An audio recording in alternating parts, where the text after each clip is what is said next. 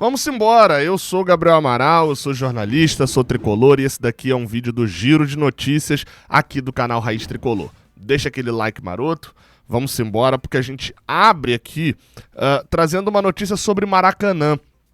Fluminense e Madureira, jogo confirmado para o estádio Jornalista Mário Filho.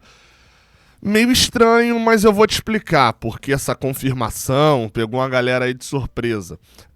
Bem, Fluminense e Madureira, na verdade, é Madureira e Fluminense. O mando é deles, é do time suburbano, né?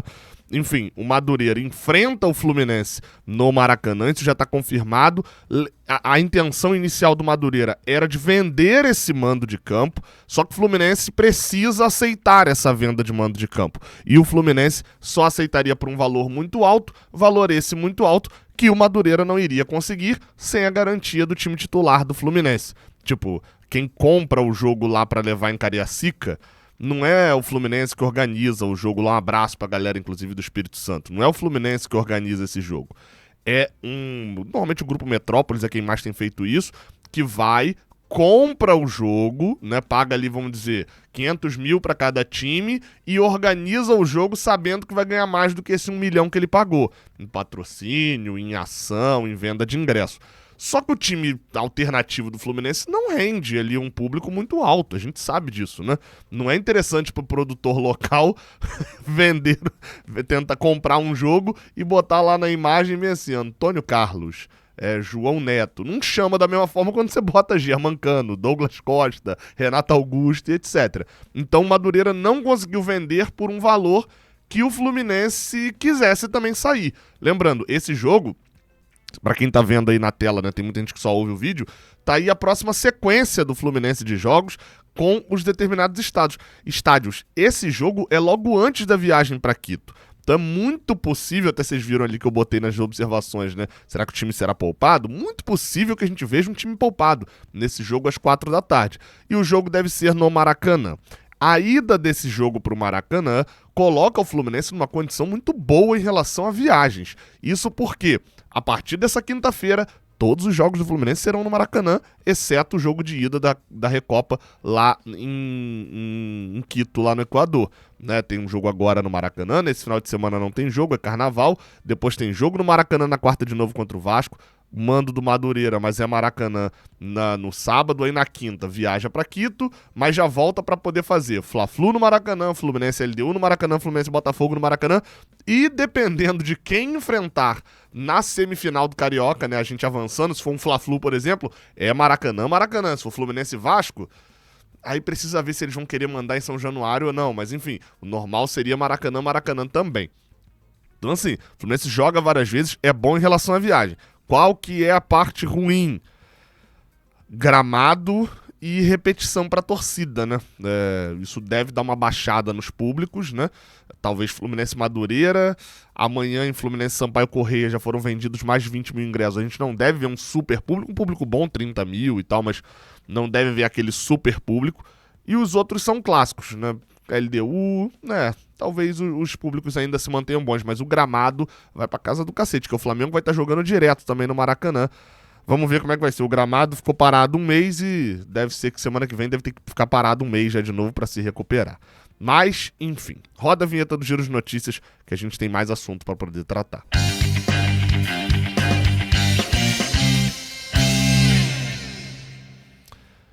Bem, não esquece de deixar um like aqui embaixo, de se inscrever aqui no canal, tá? Que isso ajuda bastante a gente.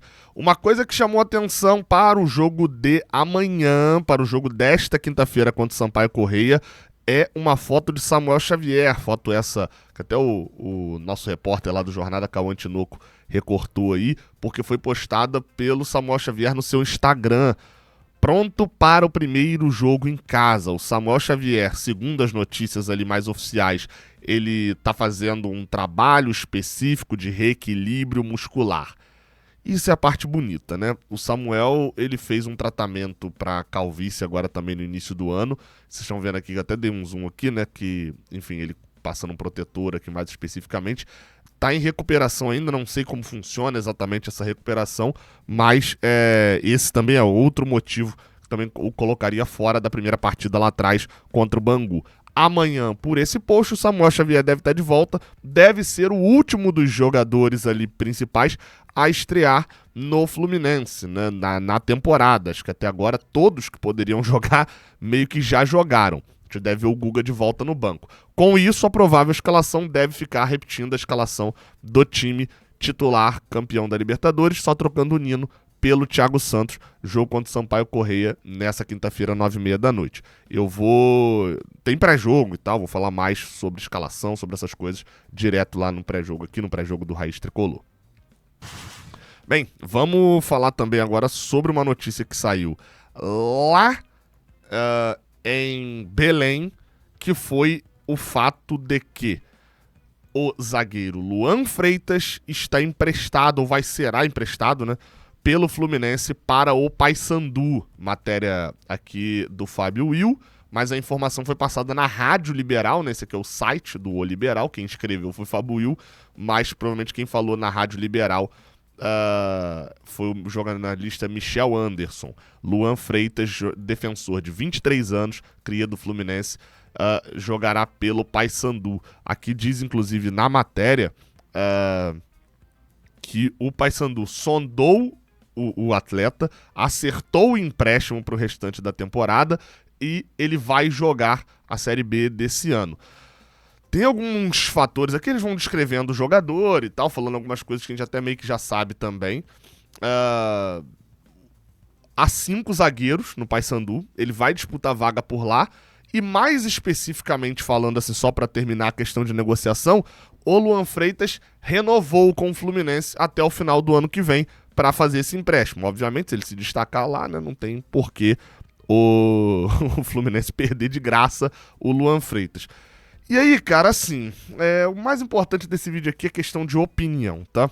Você acha uma boa, Gabriel? Então, primeiro, tá saindo. A galera tá saindo. Eu avisei que isso aconteceria. Aquela frase do Diniz no domingo não foi à toa. A galera está saindo e até o dia 7 de março, que é quando fecha a janela, vai sair ainda pelo menos mais uns 10 aí. Talvez fica aí uns 8. Pelo menos ainda vão sair nessas de empréstimo e rescisão amigável.